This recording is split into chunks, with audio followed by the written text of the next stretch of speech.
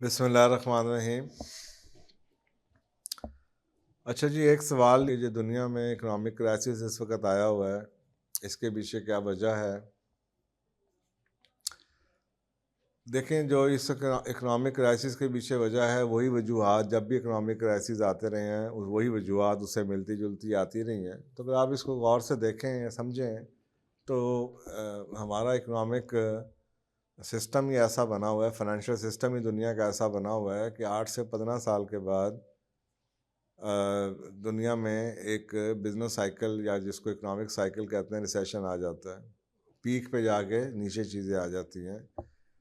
लोग इसके बारे में कहते हैं कि जी एक नॉर्मल साइकिल होता है, क्योंकि मार्केट अपने आप को एडजस्ट करती है। जो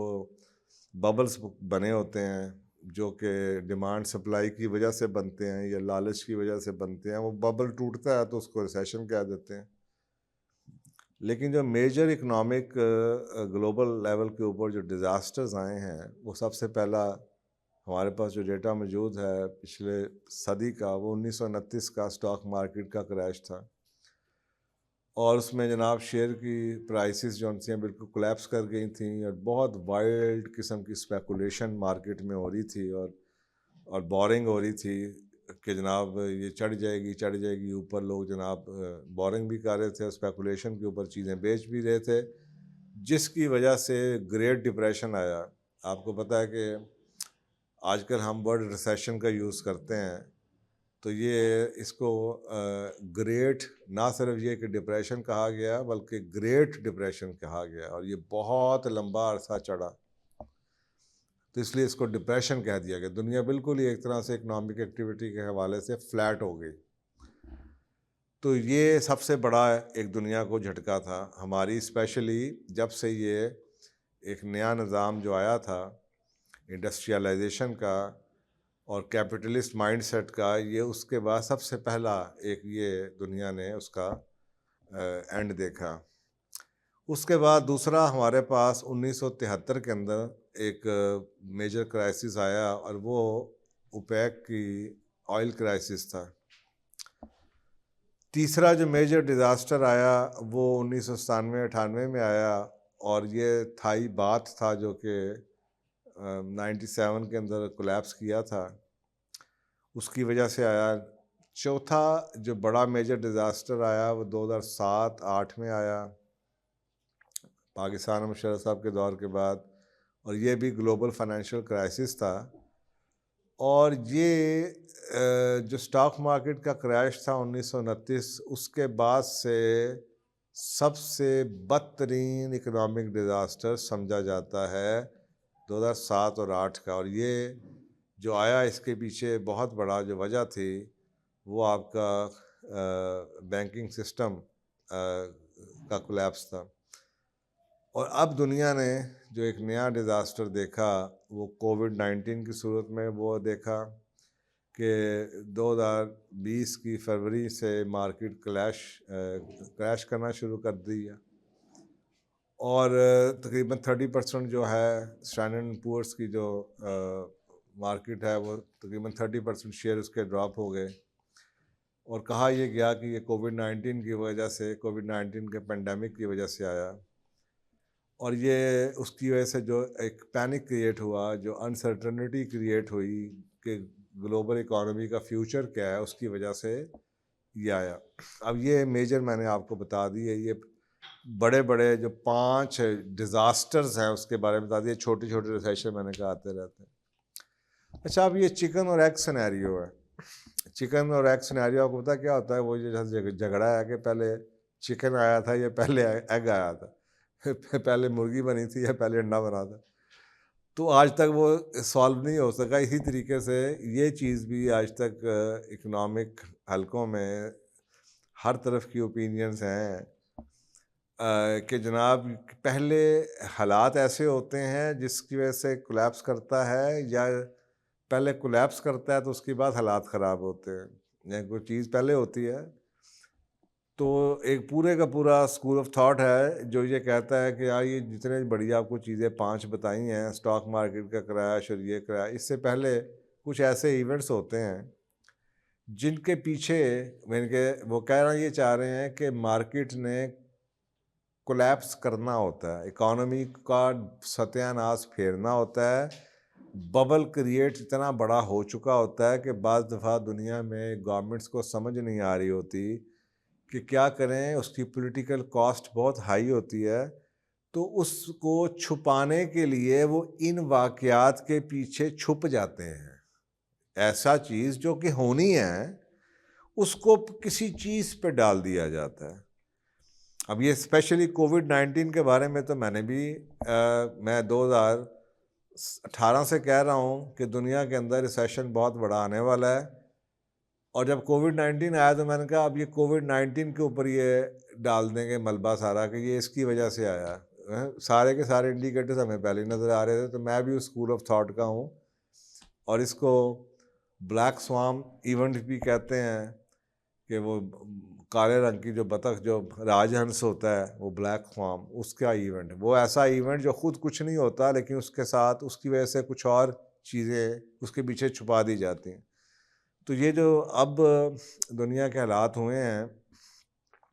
और जिस तरीके से दुनिया एक साल में बदली, वो वैसे दुनिया 20-30 साल में भी नहीं बदल सकती थी। जो चेंजेस आई लोगों में, वो आज सोचें आज तक लोग मास्क पहन के फिर रहे होते। किसी ने सुना भी नहीं था ऑनलाइन ट्यूटरिंग का, ऑनलाइन स्कूलिंग का नक्शा ही दुनिया का बदल गया। वर्क फ्रॉम होम का कॉन्सेप्ट ही नहीं था, ये नई टर्मिनोलॉजी, और ये सारी ज़िंदगी हमारे साथ है, सब कुछ बदल गया। दुनिया की तारीख में कभी ऑनलाइन ई कॉमर्स का इतना 30 साल में ग्रोथ नहीं होनी थी जितनी 2 साल में हो गई। तो बहुत कुछ हुआ, अब खैर एक सेपरेट टॉपिक है। तो ये एक ऐसा इवेंट जिसमें इकोनॉमिक क्राइसिस तो नज़र आ रहा था लेकिन इसके पीछे वो छुप गया और उसको जस्टिफाई कर दिया गया कि जी क्योंकि कोविड-19 आया इसकी वजह से इकोनॉमिक क्राइसिस आया, जबकि मैं और मेरे जैसे हज़ारों इकोनॉमिस्ट ये कहते हैं क्योंकि इकोनॉमिक क्राइसिस आना था और समझ नहीं आ रही थी तो कोविड-19 के पीछे उसको छुपा दिया गया। अच्छा, अब ये जो करंट चेन ऑफ प्रॉब्लम्स आपको नज़र आ रही हैं, मसलन पूरी की पूरी चेन ऑफ है, अब इसको डाल दिया जाता है कभी किसी मुल्क में, जनाब आप ये भी सुनेंगे अखबारों में कि जनाब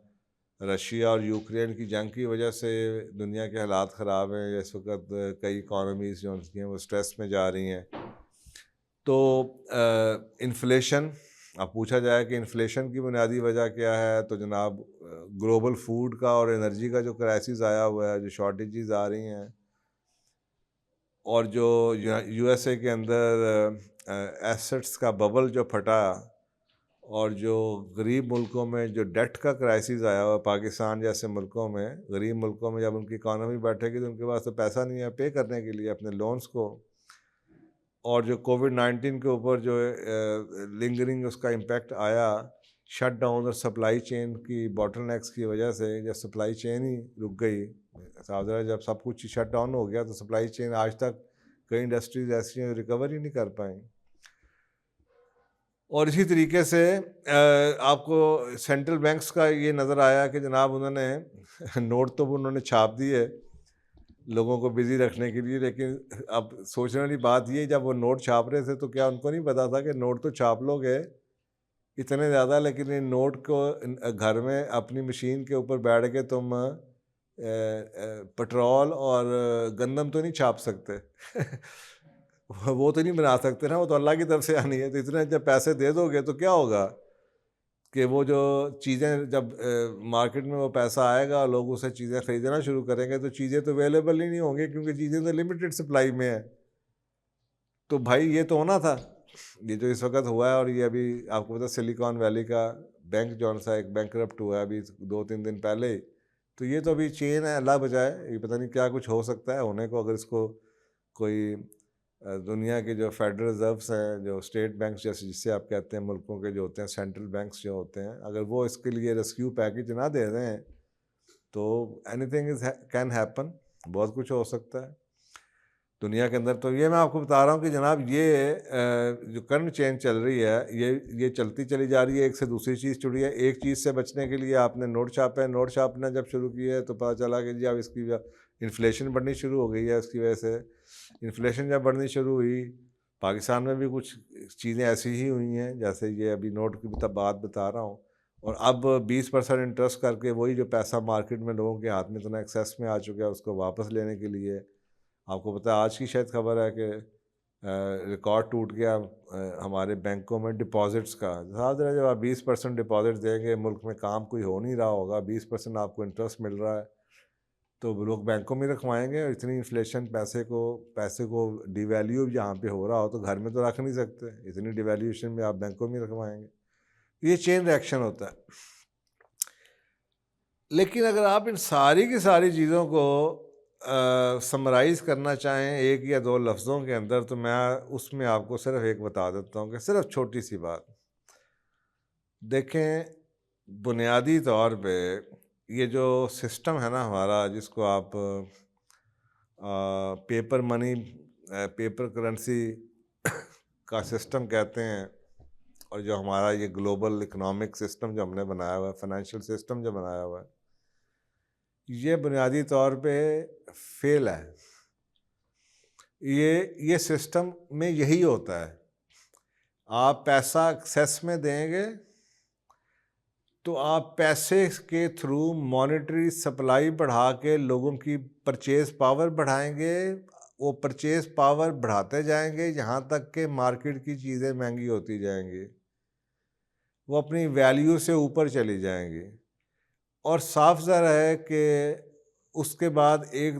दिन वो बबल तो टूटना, एक चीज़ की वैल्यू ही इतनी नहीं है, लेकिन क्योंकि लोगों के पास पैसा ज़्यादा है वो ऊपर चली गई है कीमत। या वो लोग अगर इंटरेस्ट रेट नीचे कर दें तो लोग इंटरेस्ट रेट नीचे आने की वजह से बोरिंग शुरू कर देंगे, बोरो करके घर लेना शुरू कर देंगे, गाड़ियाँ लेनी शुरू कर देंगे, चीज़ें लेनी शुरू कर देंगे। तो ऐसे स्टेप्स जो कि सस्टेनेबल ही नहीं है। लेकिन अब वो ये तो नहीं कह सकते कि भाई ये सिस्टम सस्टेनेबल नहीं है। तो बुनियादी तौर पे एक्सेसिव रिस्क टेकिंग, जब फेवरेबल मैक्रो इकोनॉमिक एनवायरनमेंट होता है तो लोग आंखें बंद करके, मैं उस वक्त 2015, 16, 17, 18 से लोगों को कह रहा हूँ कि ये आंखें बंद करके लोन ना लो, क्योंकि मॉर्टगेज बाद में पे करना मुश्किल हो जाएगा। अब लोगों के साथ वही हुआ है कि उस वक्त उन्होंने 8% पे, 10% पे अगर लोन लिया हुआ था जो उन्हें सस्ता नज़र आता था, तो आज एक तरफ तो महंगाई इतनी हो चुकी है, सेविंग उनकी ख़त्म हो गई है, वो 20% या 23% के ऊपर घर का मॉर्टगेज पे करने के काबिल ही नहीं है। तो जब लोग एक्सेसिव रिस्क ले लेते हैं लालच की वजह से, जब उन्हें एक ये समझ आ रहा हो कि फेवरेबल एनवायरनमेंट है और जनाब महंगाई बढ़ रही है, तो अगर हम घर खरीद लें किस लोन लेके तो वो बेहतर होगा। और दूसरी वजह कि जब उनकी डिमांड को पूरा करने के लिए, लोगों की लोन लेने की डिमांड को पूरा करने के लिए या लालच को पूरा करने के लिए बैंक जब बोरिंग शुरू कर देते हैं, इंक्रीज कर देते हैं लोगों की डिमांड के लिए ताकि उनको लोन देना शुरू कर दें, तो ये जो ग्रीड है, ये जो लालच है, और ये जो एक लानत है कर्ज़े की, और जिस पे की वजह से अल्लाह सुब्हानहू तआला ने रिबा को मना किया और रिबा के ऊपर जंग है, ये पूरा सिस्टम जो रिबा पे चलता है, और ये जो एक लालच जो इंसान के दिल में डाल दिया जाता है और उसको जिसको ड्राइव किया जाता है, उस लालच को फ्यूल उसमें डाला जाता है, उस लालच को बढ़ाया जाता है। वो देखो उसको कितना कमा रहा है, वो देखो कीमतें किधर से किधर जा रही हैं, वो देखो उसने इस चीज़ से एक साल में कितना कमा लिया। लोग जाए में बेचारे देख के भी उनके पीछे चल पड़ते हैं। तो ये जो ग्रीड है उस सिस्टम के अंदर इंसान की, तो आपको पता है लालच तो उसके अंदर है, उसको कर्टेल करना चाहिए, लेकिन वो ऐसे हालात क्रिएट कर दिए जाते हैं कि अच्छे खासे अक्ल वाले लोग भी, आँखों वाले लोग भी उस ग्रीड के चक्कर में आ जाते हैं और वो फंस जाते हैं। तो जो ये कोलैप्स आता है फिर इस वजह से आता है कि आपके पास डिपॉजिट्स ज़्यादा हैं, आपने लोन दिए हुए हैं, अब लोगों के पास अगर इन्फ्लेशन हो जाती है तो वो पे बैक करने की सलाहियत मौजूद नहीं है। तो साफ ज़रा पे बैक ही नहीं जब नहीं है, आपको सोचे ना, मेरे पास अगर एक बैंक है उसकी स्टेटमेंट जो है उसके पास 1 अरब है, तो पता चलेगा उसकी बुक में ये शो हो रहा होगा है उसके पास 1 अरब, उसने 3, 5, 8, 10, 12 अरब के तो लोन दिए हुए हैं। तो वैसे तो हेल्थ बड़ी अच्छी है, लेकिन अब वो पैसा वापस अगर ना आए, क्योंकि वो जो पैसा चल रहा है सिस्टम के अंदर घूम रहा है, ये जो हमें अभी बैंकिंग के सिस्टम को आपको पढ़ना चाहिए। बैंक्स में क्या होता है, how they make money from money, वो पैसा पैसे से पैसा कैसे बनाते हैं।